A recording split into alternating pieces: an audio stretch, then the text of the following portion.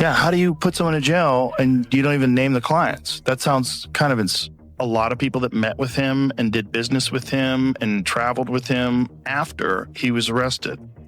Let me, area code, it's okay. Who created this book? So grateful to be joined by Jeffrey Epstein survivor, Annie Farmer. Annie, thank you so much for taking the time to come back on the show.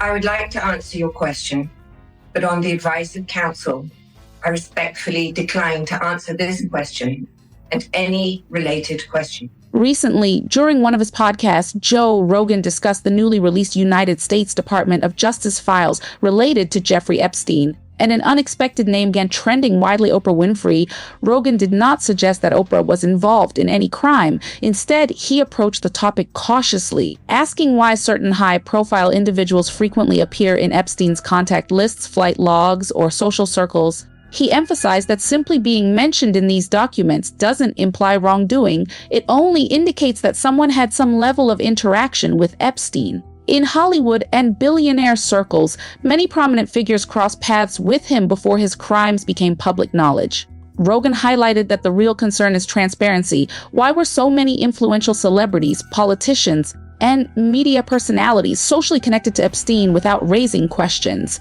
Did their fame give him a sense of legitimacy, or was it just a byproduct of elite networking? He also stressed an important point about online speculation. Rumors can spread faster than verified facts. Photos, emails, or contact listings can be misinterpreted, and without confirmed evidence, turning such information into accusations can be misleading and harmful. Rogan's caution was less about accusing anyone and more about the broader power structures, how the wealthy can use their reputation to shield themselves, and the public's right to clarity when new documents emerge. The discussion wasn't about claiming Oprah did anything wrong. It was about questioning why the same influential names keep appearing around one of the darkest scandals in modern history, and why the full story still feels incomplete. An understanding of how things are really working than ever before. Yeah. Like this Epstein file thing, right? That was a big eye-opener for a lot of people. When you see how many people after 2008, after he was arrested, after he went to jail, were actively taking money from him. MIT took money from him and tried to hide it and said to make sure that any donations from Jeffrey are listed as anonymous.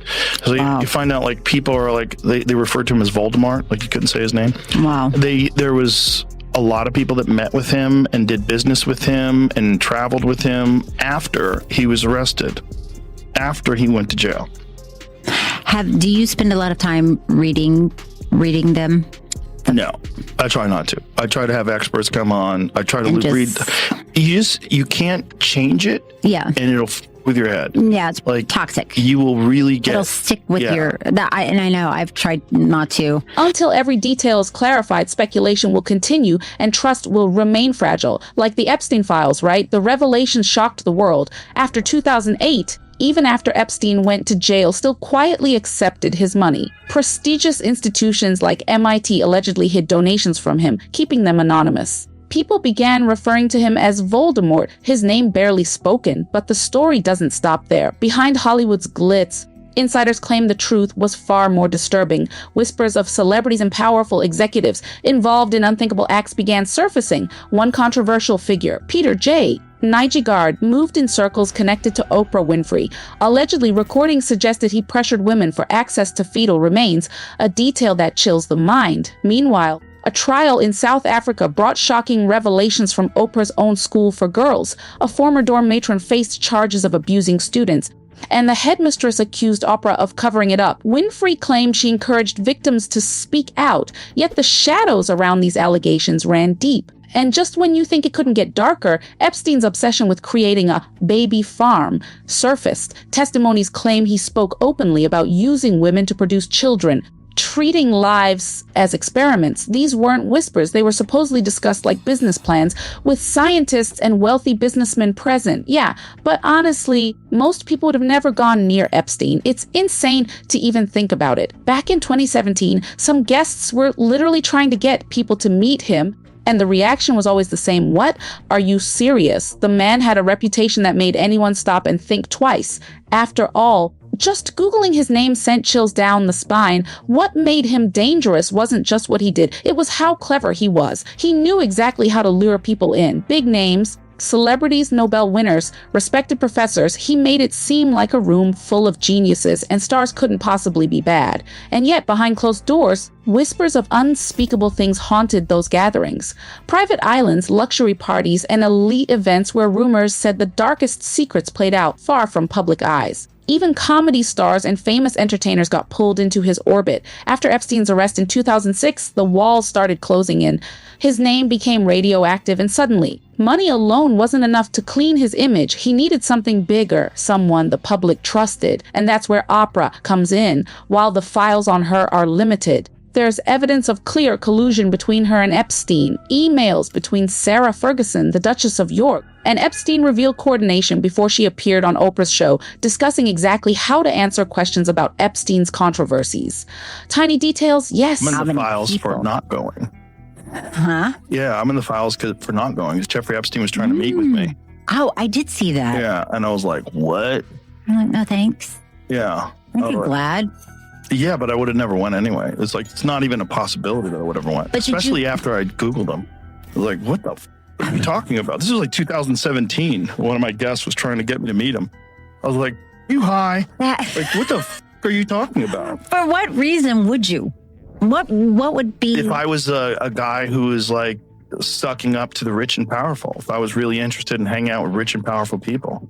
You know, it's crazy. That's so crazy. But yeah, some people get intoxicated by being in a circle of rich and powerful people, even if they're not, like, they don't even have any ambitions of being one of those people. They just want to be around them. They want to be around Nobel Prize winners. And because this guy what he was doing was very clever in that he was getting all of these very powerful and very respected people together. Yeah. And you would figure like, oh, it's if that guy's there, that lady's Clinton's there. Here. This is fine. Right. Clinton's here. How could this be bad? Yeah. Look, it's Steven Pinker. How could this be bad? Yeah. You know, he's a genius. Like, and so you would go, I would imagine, you would go to these, because there's people that went to these, like, he had parties in New York, like he brought in celebrities and comedians.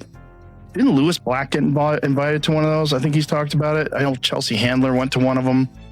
It's like he would bring all these people in, and he'd like to be around famous people and entertainers and a lot of intellectuals and professors. And Noam Chomsky was famously deeply royals, corporate moguls, figures who shape the world. They appear again and again in the Epstein files, not as rumors, but as documented links. Epstein didn't stumble into these circles. He was placed there, supported by gatekeepers, intermediaries, and institutions that had something to gain by keeping secrets buried. Royal families don't meet random financiers. Billion-dollar corporations don't invite convicted criminals unless someone vouches for them. And that is what makes this story so chilling. Some of the most shocking names keep resurfacing. Prince Andrew, Bill Gates, Harvey Weinstein, each linked in documented ways to Epstein long after his conviction. Prince Andrew allegedly arranged encounters with women across the globe using Epstein's resources. Bill Gates reportedly sought Epstein's help for personal matters, raising serious questions about judgment and influence.